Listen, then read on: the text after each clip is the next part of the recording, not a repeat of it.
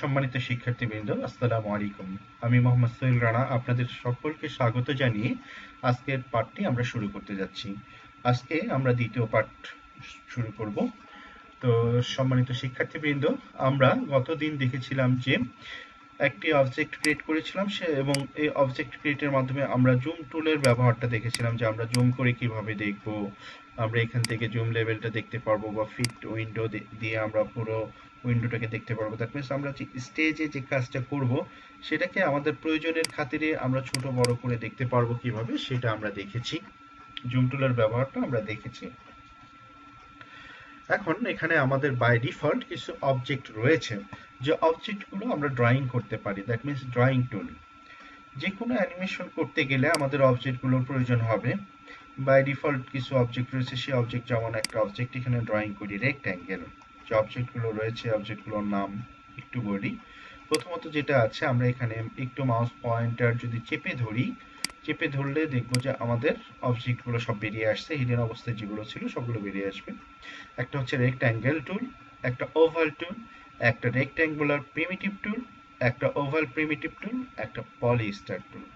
Rectangle টুল যেটা, সেটা as it is rectangular size. এরপর ওভাল টুল যেটা আছে, আমরা ওভাল শেপ, যে কোনো ওভাল শেপ ড্রয়িং করতে পারি, তবে যদি আমরা শিফট প্রেস করি সেটা একটা প্রপোর্শন অনুযায়ী হবে।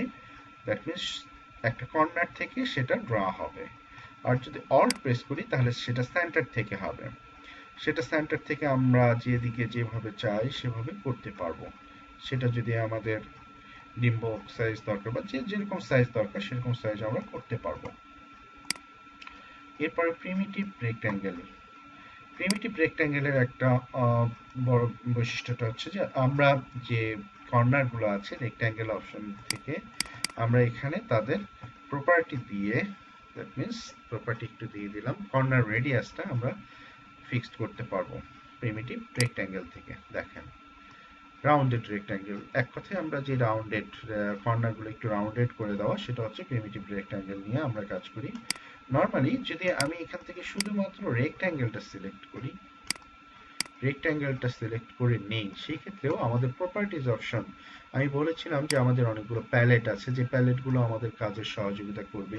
সেই প্রপার্টিজে গেলে আমরা প্রপার্টিজ অপশন থেকে আমরা পাই, এখানে রেক্ট্যাঙ্গেল অপশনের আছে, এই জায়গাতে আমরা সাইজ দিয়ে এটা করতে পারি। কিভাবে? আমরা রেক্ট্যাঙ্গেলটাকে সিলেক্ট করে নিতে হবে।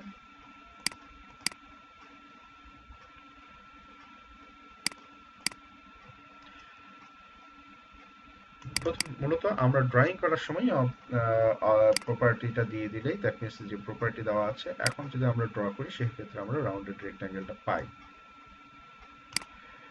আচ্ছা, আর প্রিমিটিভ অবজেক্ট, প্রিমিটিভ রেক্ট্যাঙ্গেল, এটা আমরা শুধু ড্র করার সময়, পরবর্তী সময় যে কোনো সময় আমরা এডিট করতে চাইলে সেটা এডিট করে নিতে পারি। 20 বলেন, 30 বলেন, যা দরকার আমরা দিতে পারি।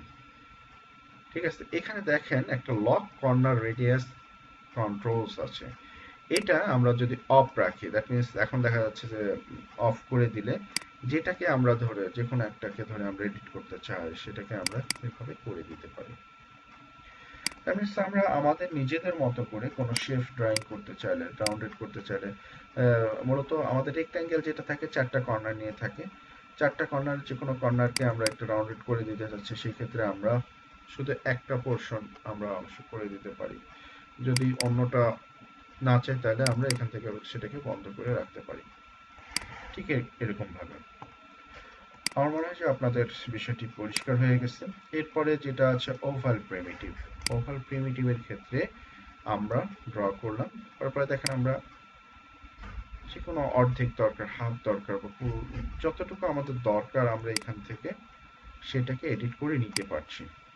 ইনারে বিভিন্ন শেপ, বিভিন্ন সাইজ তো আমাদের প্রয়োজন হয়, বিভিন্ন রকম শেপ তৈরি করার প্রয়োজন হয়, সেই ক্ষেত্রে আমরা এভাবে এগুলোকে তৈরি করে নিতে পারি। প্রিমিটিভ থেকে আমাদের ইচ্ছা মতো তৈরি করে নিতে পারি। স্টার্ট পয়েন্ট, এন্ড পয়েন্ট, এগুলোকে আমরা একটু এডিট করে নিতে পারি। প্রিয় শিক্ষার্থী ভাই বন্ধুরা, আপনারা দেখছেন যে আমরা বিভিন্ন রকম অবজেক্ট ড্রয়িং করে দেখতেছি। তো এই অবজেক্ট ড্রয়িং করার সাথে সাথে আমাদের যে কালারের একটা বিষয় আছে, দেখেন এখানে কালারের দুইটা ভাগ আছে। একটা অংশতে আমরা বলছি স্ট্রোক কালার, দ্যাট মিনস এই কালারটা এখানে রেড দেওয়া আছে, আমরা জন্য রেড পাচ্ছি, বা চেঞ্জ করে দিলে সেই কালারটা চেঞ্জ হয়ে যাচ্ছে। আমরা স্ট্রোকটা যদি একটু সাইজ চেঞ্জ করি তাহলে দেখবেন যে মোটা চিকন যেটা হোক, আমরা এখানে প্রপার্টি প্যালেট থেকে, প্রপার্টিস থেকে এটাকে মোটা চিকন করে ফেলতে পারি। আরেকটা রয়েছে ফিল কালার। ফিল কালারটা হচ্ছে মাঝে যে কালারটা থাকে সেটাকে ফিল কালার বলে। ফিল কালারটা আমরা আমাদের ইচ্ছা মতো এখান থেকে চেঞ্জ করতে পারি। এছাড়া আমাদের কালার প্যালেট আছে, কালার প্যালেট থেকেও আমরা আমাদের কালারগুলো চেঞ্জ করে দিতে পারি। সেটা হচ্ছে এটা, সরি, এটা হচ্ছে টাইম প্যালেট, টাইম লাইন। তো কালার প্যালেট যেটা আছে, আমরা কালার প্যালেট এখানে যদি না পাই খুঁজে, সেই ক্ষেত্রে কোথায় যাব? উইন্ডোতে যাব। উইন্ডোতে যেয়ে কালার প্যালেটে ক্লিক করলেই, কালারে ক্লিক করলে আমাদের কালার প্যালেটটা চলে আসবে। এইখান থেকে আমরা আমাদের পছন্দ মতো কালার দিয়ে দিতে পারি চয়েস করে, যেমন দরকার আপনি আপনার মনের মাধুরী মিশিয়ে কালারগুলো সেট করে দিতে পারবেন। তো আমরা এটাকে, অথবা সস প্যালেটে কিছু বাই ডিফল্ট আমাদের কালার দেওয়া আছে, যেগুলো আমরা সিলেক্ট করলে সরাসরি চলে আসবে। আর কালার থেকে আমরা নিজেদের মতো মিক্স করে কালারটা দিয়ে দিতে পারি। তো যাই হোক, আমরা কালারের অপশনটা দেখলাম, সাথে বিভিন্ন ড্রয়িং অবজেক্টের অপশনটা দেখলাম। এখানে পলিস্টার একটা অপশন আছে। পলিস্টার, পলিগনাল শেপ ড্রয়িং করার জন্য পলিস্টারটা প্রয়োজন পড়ে। এখানে এরকম অবজেক্ট হওয়ার কারণ, দেখেন আমরা ফিল কালার এবং স্ট্রোক কালার দুটো আলাদা আলাদা হয়ে যাচ্ছে। ঠিক আছে, আমরা অবজেক্ট ড্রয়িং করার সময়, যে কোনো অবজেক্ট ড্রয়িং করার সময় যদি এই পোর্শনটা, দ্যাট মিনস অবজেক্ট ড্রয়িং, আমরা যদি অবজেক্ট ড্রয়িং করতে চাই সেক্ষেত্রে এটাকে ক্লিক করে রাখতে হবে। অবজেক্ট ড্রয়িং করলে আমাদের এটার আগে যেমন ফিল কালার এবং স্ট্রোক কালার দুটো আলাদা আলাদা হয়ে যেত, এখন আর সেটা হবে না। এটা একটা অবজেক্ট আকারে তৈরি হয়ে যায়, আর অবজেক্টের ভিতরে ড্রয়িং অবজেক্টগুলো আলাদা আলাদা থাকে। আমরা চেঞ্জ করলে সেটা আলাদাভাবে চেঞ্জ করতে পারবো, কিন্তু মূলত একটা সে যখন থাকে তখন ড্রয়িং অবজেক্ট একটা আলাদা অবজেক্ট থাকে। তো যাই হোক, মূলত আমাদের যে টার্গেট সেটা হচ্ছে আমরা এডুকেশন কন্টেন্ট তৈরি করব। তো এডুকেশন কন্টেন্ট তৈরি করতে গেলে আমাদের কিছু কিছু জিনিস প্রয়োজন হবে, অর্থাৎ আমাদের টুলসগুলোর ব্যবহার একটু জানতে হবে। যদি টুলসগুলোর ব্যবহার না জানি তাহলে আমরা ফাইনালি কাজ করতে পারবো না। যেমন একটা বাটন তৈরি করা দরকার, এডুকেশন কন্টেন্টের ক্ষেত্রেই বলি, একটা বাটন তৈরি করা দরকার। আপনি যদি এখানকার টুলসগুলো না জানেন তাহলে কিভাবে বাটন তৈরি করবেন? বা আপনার ট্যাম্পলেট ডিজাইন করা লাগবে, সেই ক্ষেত্রে আপনার যদি টুলসগুলো ব্যবহার না জানেন সেক্ষেত্রে আপনি ট্যাম্পলেট কিভাবে ডিজাইন করবেন? এই কারণেই শিক্ষার্থীবৃন্দ, আমি টুলস প্যালেটটা সম্পর্কে একটু আলোচনা করে যাচ্ছি। তো যাই হোক, এরপরে যেটা আছে আমাদের, আমরা এখানে সিলেকশন টুল দেখেছি, সাব সিলেকশন টুল, যেটা আমরা যেমন যে কোনো অবজেক্ট যদি ড্রয়িং করি, একটা ধরি রেক্ট্যাঙ্গেল প্রিমিটিভ ড্রয়িং করলাম, এখানে আমাদের ডিরেক্ট সিলেকশন টুল বা সাব সিলেকশন টুল যেটা আছে, সাব সিলেকশন টুল দিয়ে যেটা একটা পয়েন্ট যেগুলো আছে, দ্যাট মিনস এই যে পয়েন্ট এখানে আপনারা দেখতে পাচ্ছেন, যে পয়েন্ট যেটা আছে সেই পয়েন্টটাকে আপনি ধরে চেক করতে পারবেন, চেঞ্জ করতে পারবেন, পয়েন্ট এডিট করতে পারবেন।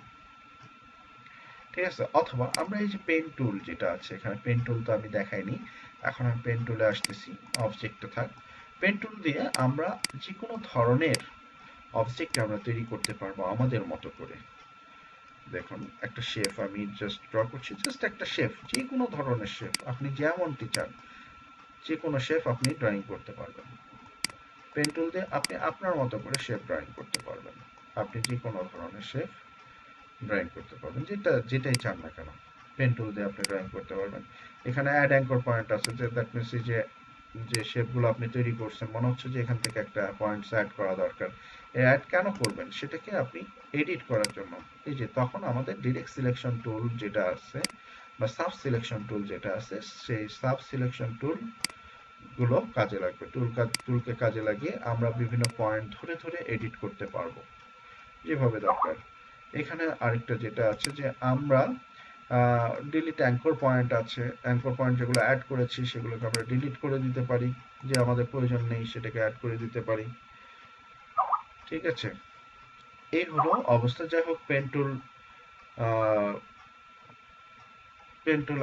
আমরা পেন টুলের যেটা বলছিলাম, যে পেন টুল ইউজ করে আমরা যে কোনো ধরনের অবজেক্ট ড্রয়িং করতে পারি। তো যাক, এখানে পেন টুলের সাথে আমি একটু বললাম যে অ্যাড অ্যাঙ্কর পয়েন্ট, যদি আমাদের এই যে অ্যাঙ্কর পয়েন্ট যেগুলো আছে সেগুলো নতুন ভাবে অ্যাড করা দরকার হয়, সেই ক্ষেত্রে আমরা অ্যাড করতে পারবো।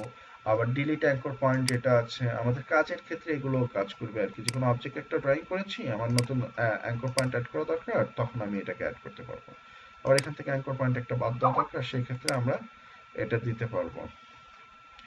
এখন আরেকটা আছে convert anchor point. That means এই যে অ্যাঙ্কর পয়েন্ট যেগুলো আছে সেগুলোকে একটু চেঞ্জ করতে চাচ্ছেন, সেই ক্ষেত্রে আপনি চেঞ্জ করে ফেলতে পারবেন। এভাবে সেগুলোকে চেঞ্জ করা, বা এখানে হ্যান্ডেলের ইউজটা অনেক বেশি প্রয়োজন। তো যাই হোক, এগুলো আমাদের এতটা প্রয়োজন হবে না। প্রয়োজনের খাতিরে আমি আবার আপনাদের সাথে এগুলো নিয়ে আলোচনা করব। এখন জাস্ট একটু পরিচয় করিয়ে দেওয়া যে এগুলো কি কাজে লাগে, বা মানে কিভাবে কাজ করে আর কি। এরপরে যেটা আছে লেসো টুল। লেসো টুল দিয়ে মূলত বিভিন্ন অবজেক্টের একটা অংশ, দ্যাট মিনস এই যে অংশ, এটা তো অবজেক্ট হয়ে গেছে, এটাকে আমরা ভেঙে নিলে একটু ভিতরে যাই, একটা অবজেক্ট ড্রয়িং করি, নর্মাল একটা অবজেক্ট ড্রয়িং করি। সো এটা অবজেক্ট আকারে আছে, এটাকে আমরা কন্ট্রোল পি দিয়ে ব্রেক করে নিই, ব্রেকে পার্ট করে নিলাম।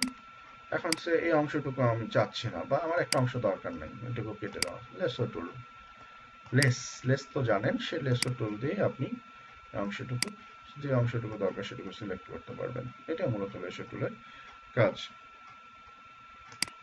তো যাই হোক, আমরা লেসো টুলটা দেখলাম। এরপরে রয়েছে পেন্সিল টুল। পেন্সিল টুল দিয়ে আপনি ফ্রি হ্যান্ড ড্রয়িং, আপনি যেমন একটা ড্রয়িং করতে চাচ্ছেন, ফ্রি হ্যান্ড ড্রয়িং গুলো করতে পারবেন। যদিও ড্রয়িং এ আমি এত এক্সপার্ট না, যাই হোক, যেটা আপনাদের দেখানো দরকার, ফ্রি হ্যান্ড ড্রয়িং অনেকে থাকে, অনেক রকম ড্রয়িং করে। যারা ড্রয়িং এ এক্সপার্ট আছে তারা এটা দিয়ে বিভিন্ন রকম ড্রয়িং করতে পারবে।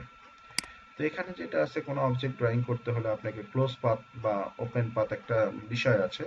সেটা হলো হচ্ছে এই যে একটা ড্রয়িং, যাই হোক, এটা একটা ড্রয়িং ধরলাম, এটাকে যখন ফিল কালার করতে যাব তখন এই যে, কিন্তু এটা যদি ওপেন পাথ থাকে সেক্ষেত্রে আবার ফিল কালারটা করা পসিবল হবে না।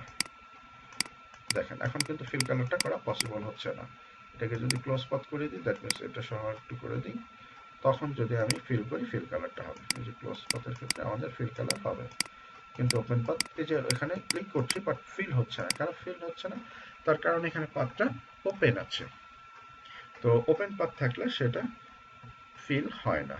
যাই হোক, আমরা আজকে ছোট ছোট কিছু টুলস দেখলাম। সেই টুলসগুলো এখানে রেক্ট্যাঙ্গেল টুল দিয়ে বিভিন্ন ধরনের শেপ দেখলাম।